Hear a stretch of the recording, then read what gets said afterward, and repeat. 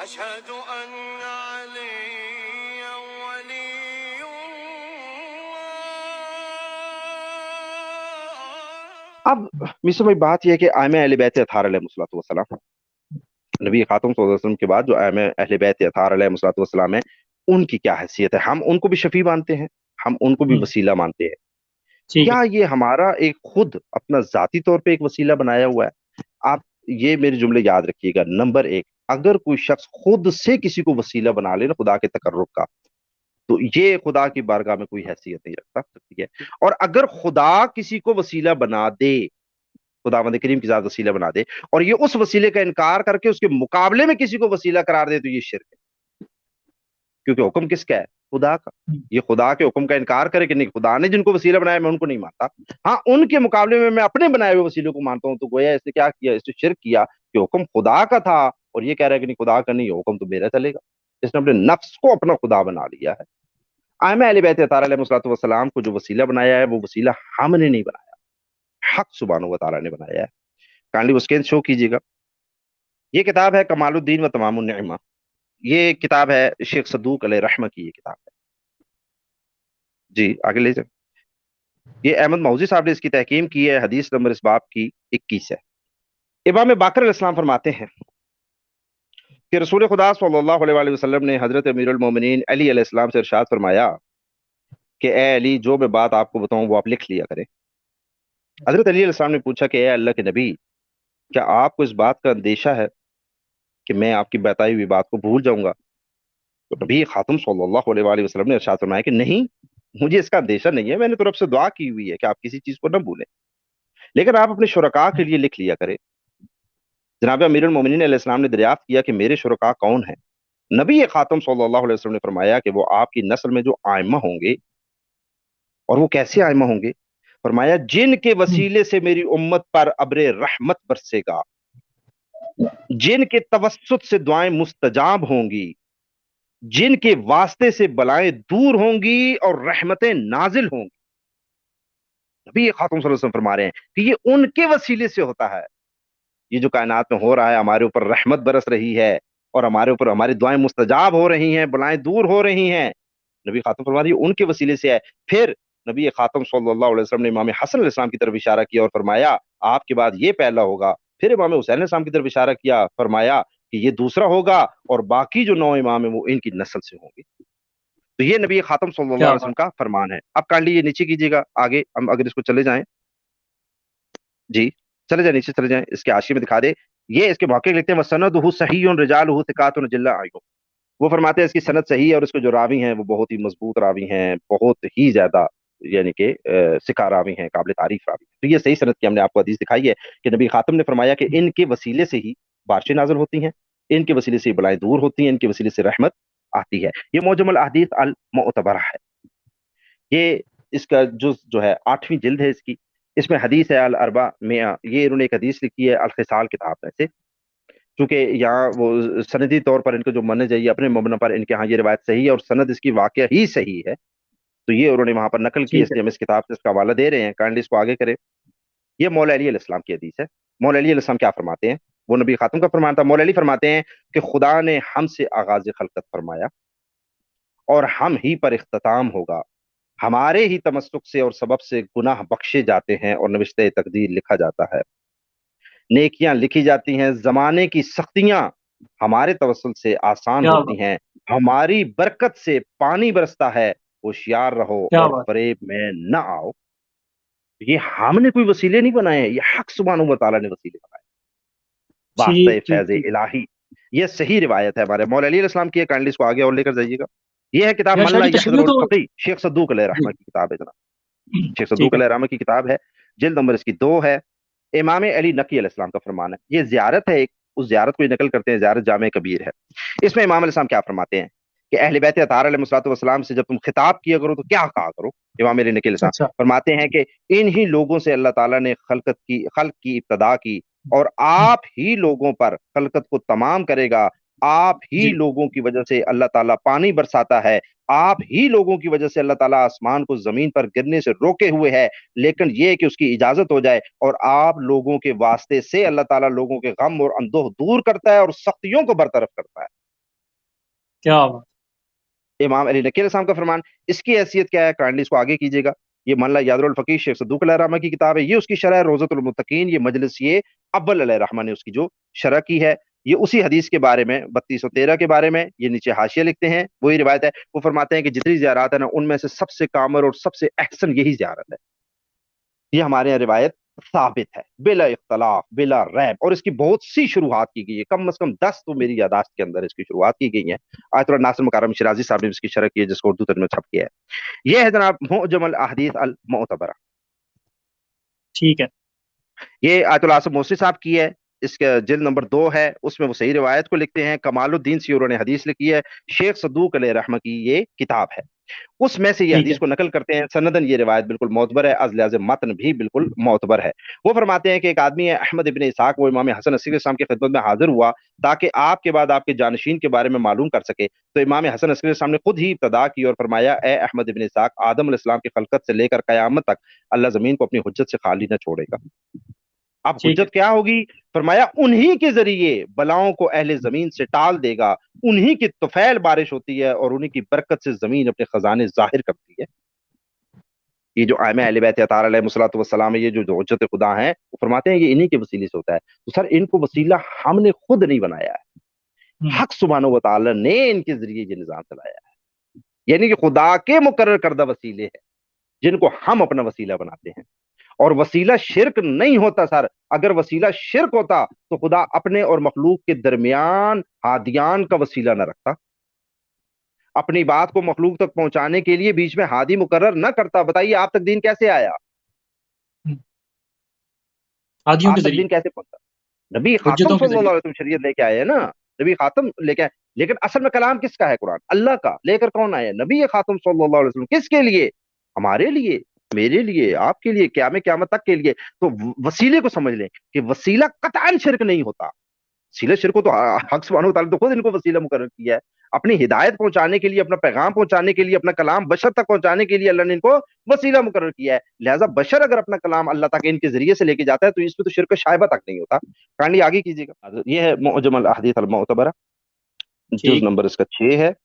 اچھا, اب ہم نے اوپر آپ کو حدیث دکھا دی تھی ائمہ علیہ السلام سے. وہ صحیح حدیث تھی کہ انہوں نے فرمایا کہ نبی خاتم صلی اللہ علیہ وسلم کی جب بس میں جاؤ تو ان سے شفاعت طلب کرو. ٹھیک ہے, ٹھیک ہے. ہم نے آپ کو اوپر دکھا دی. اس کی سند بھی صحیح تھی اور وہ اس آیت کے تحت حکم تھا جو سورہ نساء میں نازل ہوا تھا. اس میں امام جعفر صادق علیہ السلام فرماتے ہیں کہ جب امام حسین علیہ السلام کی قبر پہ جاؤ نا تو کیا کہا کرو.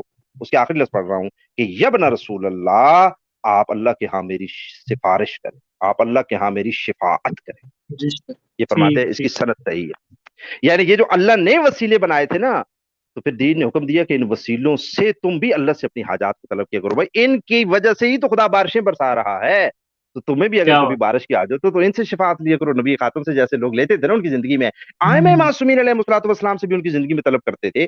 اب ہم نے چونکہ مضمون لمبا ہو جاتا ہے تو وہ دکھائے نہیں. ہمارے ہاں میں پہلے بھی گزارش کر چکا ہوں, حدیث متواترہ ہیں ہمارے ہاں ائمہ علیہ الصلوۃ والسلام کے معجزات پر. یہ کتاب ہے من لا یادر الفقی شیخ صدوق علیہ رحمہ کی یہ کتاب ہے. کتب اربع میں یہ کتاب شامل ہے ہمارے ہاں. جلد نمبر 2 ہے اس کی. اس میں وہی جو امام علی نقی علیہ السلام کی حدیث تھی جو زیارت جامع کبیر تھی, جو اوپر ہم نے اس کا حوالہ بھی دکھایا کہ وہ بہترین زیارت ہے. اس کے جملے کیا ہیں کہ ائمہ کو تم کیسے خطاب کیا کرو, اے اللہ کے ولی, میرے اور اللہ تعالیٰ کے درمیان کچھ گناہ ہیں. ان اماموں کو خطاب کر کے آپ فرما رہے ہیں جو بغیر آپ لوگوں کی مرضی کے محو نہیں ہو سکتے. لہذا آپ کو اس ذات کے حق کا واسطہ جس نے آپ لوگوں کو اپنے رازوں کا امانت دار بنایا ہے اور امور خلائق کا نگران مقرر کیا ہے, آپ لوگوں کی اطاعت کو اپنی اطاعت کے ساتھ رکھا ہے. آپ لوگ میرے گناہوں کو بخشوا دیں اور آپ لوگ میرے شفیع بن جائیں. یہ زیارت جامع کبیر ہے. یعنی تمام ائمہ سے آپ مخاطب جب ہوتے ہیں, اور یہ ہمارے یہاں سندر اور متن بالکل صحیح روایت ہے. تو یہ یہاں پہ بخش دے نہیں ہے, بخشوا دے. جی یعنی اللہ تعالیٰ سے شفاعت کرے نا.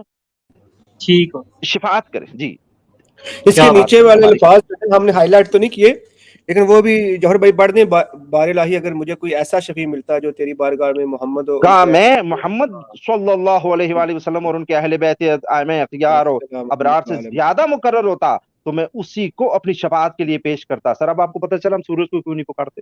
ٹھیک. وہ کہتے ہیں جس کے پاس ایسے وسیلے ہوں, اسے کہیں اور جانے کی کیا ضرورت ہے. آگے کریں کر لیجیے. یہ صحیح یہ روایت ہے یعنی جی جی میسر بھائی ہم نے اب وہ جو اوپر اب چونکہ الگ الگ کتابیں ہیں نا تو الگ الگ کتابوں میں دکھانے میں بہت زیادہ وقت لگ جاتا ہے تو ہم اختصار کے پیش نظر میں آپ کو ایک کتاب ہے مفاتیح الجنان شیخ عباس قمی علیہ ٹھیک ہے الرحمہ نے لکھی ہے. انہوں نے اس میں جو یہ زیارتیں لکھی ہیں آیت اللہ العظمہ سید ریاض نشفی صاحب نے اس کا ترجمہ کیا ہے. اس میں جو انہوں نے زیارات وغیرہ نقل کی ہیں یہ دعائیں نقل کی ہیں نا یہ انہوں نے نقل کی ہیں ہمارے جو یعنی کتب ہیں تشیع کی معتبر ترین کتب ہیں جیسے کامل الزیارات سے انہوں نے نقل کی ہیں جیسے مزار شیخ مفید علیہ الرحمہ کی کتاب سے نقل کی ہیں جیسے مزار مشدی علیہ الرحمہ کی کتاب سے نقل کی ہیں اصول کافی سے نقل فروع کافی سے نقل کی ہیں ملا یادر الفقی سے نقل کی ہیں تہذیب الاحکام سے نقل کی ہیں اور اس کے علاوہ دعاؤں کی جو کتابیں ہیں جو زمانے میں لکھی گئی تھیں تو ان میں سے انہوں نے سند کے ساتھ یہ نقل کی ہیں یعنی ائمہ علیہ الصلوۃ والسلام کی یہ ساری مرویات ہیں ائمہ علیہ الصلوۃ والسلام کی یہ سارے ارشادات گرامی ہیں. تو ظاہر اس کتاب کی طرف مراجعت کی جا سکتی ہے ہم الگ الگ کتابوں سے حوالہ دیتے ہیں بہت ٹائم سپینڈ ہوتا ہے تو ہم اختصار کے پیش نظر بتاتے ہیں. یہ زیارت ہے جی 10 ائمہ سے علیہ 15 السلام منٹ کی میں کلوز اپ کرنا پڑے گا ہمیں ٹھیک ہے 10 سے 15 بس انشاءاللہ یہ زیارت ہے جی جو ائمہ علیہ الصلوۃ والسلام کی زیارت کی جاتی ہے بقیع کے اندر تو اس میں امام علیہ السلام فرماتے ہیں یہ امام علیہ السلام کی روایت ہے کہ اس میں آپ کیا کہا کریں وہاں آپ کہا کریں کہ اور اب اس حرم میں وہ شخص آیا کھڑا ہے جو گنہگار خطا کار اور مسکین ہے اپنے گناہوں کا اقراری ہے اس جگہ اپنی نجات کو امیدوار ہے اور جانتا ہے کہ آپ کی شفاعت سے خدا اس کو ہلاکت اور بربادی سے بچائے بس آپ سب میرے شفیع بن جائیں. یعنی جب وہ جنت البقیع میں تمام ائمہ کی زیارت کرتا ہے تو امام علیہ السلام فرماتے ہیں ان سب کو یہ کہیں ان کو مخاطب کرے اور ان کو کہے کہ آپ میرے شفیع بن جائیں. جی آگے وہ فرماتے ہیں مستدرک میں مزار سے نقل کیا گیا کہ ہمارے امام محمد باقر علیہ السلام سے مروی ہے. اچھا امام باقر علیہ السلام کی یہ ٹھیک روایت ہے جی آگے اس کو کائنڈلی کریں. وہ اس میں فرماتے بسم ہیں اللہ کے کہ پاس علی علیہ السلام سے کہ علی علیہ السلام سے آپ یوں مخاطب ہوا کریں کہ آپ ہیں خدا کے حضور میرا وسیلہ اور میرا ذریعہ بوجہ دوستداری کہ آپ سے امید کروں بس خدائے عز و جل کے ہاں میرے سفارشی بنیے میری حاجت برائی کے لیے اور وہ ہے میری گردن کی آگ سے خلاصی اس جگہ سے مجھے کامیاب کرا کے لوٹائیے اور وہ سب کچھ دلوائیے جو واسطہ اس کی رحمت اور قدرت کے مانگا ہے. یعنی میں مانگا ہے علی علیہ السلام سے اور علی علیہ السلام سے کس عنوان میں مانگ رہا ہے کہ آپ اللہ سے مجھے دلوا دیں. 5ویں زیارت وہ لکھتے ہیں شیخ کلینی علیہ الرحمہ نے حضرت ابو الحسن ثالث امام علی نقی علیہ السلام سے یہ روایت بیان کی ہے. وہ فرماتے ہیں کہ جب تم زیارت پڑھو تو یہ کہا کرو کہ اے ولی خدا بے شک میرے گناہ بہت زیادہ ہیں بس اپنے رب کے ہاں میری سفارش کرے کہ بے شک آپ خدا کی جناب میں نمایاں مقام رکھتے ہیں خدا کے ہاں آپ کی بڑی عزت اور شفاعت کا حق ہے اور یقیناً اللہ تعالیٰ نے فرمایا ہے اور شفاعت نہیں کریں گے مگر جو خدا کے پسندیدہ ہوں گے. یہ آپ علی علیہ السلام سے خطاب کیا کریں امام علیہ السلام کی روایت علی نقی علیہ السلام کی. آگے کانڈلی چلے جائیں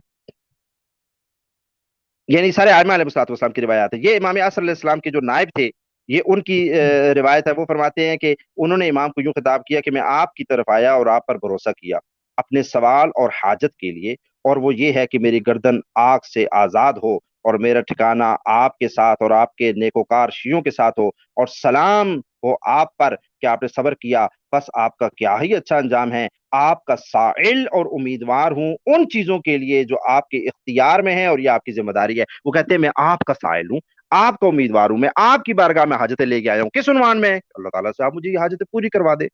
آگے کانڈلی چلیے گا. یہ الگ الگ زیارتیں میسر بھائی آپ سمجھ رہے ہیں نا یہ ایک زیارت کے الفاظ میں یہ الگ الگ روایتیں ہیں الگ الگ امام کے فرامین ہیں سارے. یہ فرماتے ہیں شیخ ٹھیک ہو مفید شہید اور سعید ابن طاووس نے روایت کی ہے کہ امام صادق علیہ السلام نے امیر المومنین علیہ السلام کی زیارت ہے وہ یہ والی زیارت تعلیم فرمائی ہے کہ آپ علی علیہ السلام کی زیارت کیوں پڑھا کریں. نیچے کریں کانڈلی امام صادق علیہ السلام نے علی علیہ السلام کو آپ یہ کہا کریں اے خدا کے دوست بے شک میرے اور خدا کے درمیان میرے گناہ حائل ہیں جس کا بوجھ میری کمر پر ہے انہوں نے میری نیند اڑا دی ہے ان کی یاد سے میرا دل گھبراتا ہے اور میں بھاگ کے آیا ہوں خداوند کریم کی طرف اور آپ کی طرف بس بواسطہ اس کے جس نے آپ کو اپنا رازدار بنایا اپنی مخلوق کا معاملہ آپ کو سونپا اس نے آپ کی اطاعت اپنی اطاعت کے ساتھ اور آپ کی محبت اپنی محبت کے ساتھ رکھی آپ خدا کے ہاں میری سفارشی بنے اور جہنم سے پناہ دیں. نیچے کریں کانڈی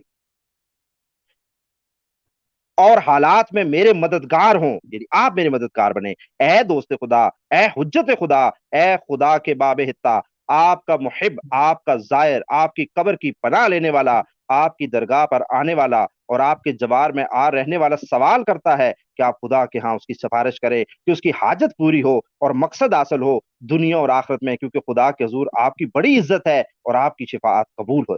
جی آگے چلے. ہمارے یہاں تو بہت واضح ہے جی، سلامت رہیں۔ جی، یہ روزہ امام حسین علیہ السلام کے اعمال میں ایک وہ دعا ہے جسے ابن فہد نے عدت الدائی میں امام جعفر صادق علیہ السلام سے روایت کیا.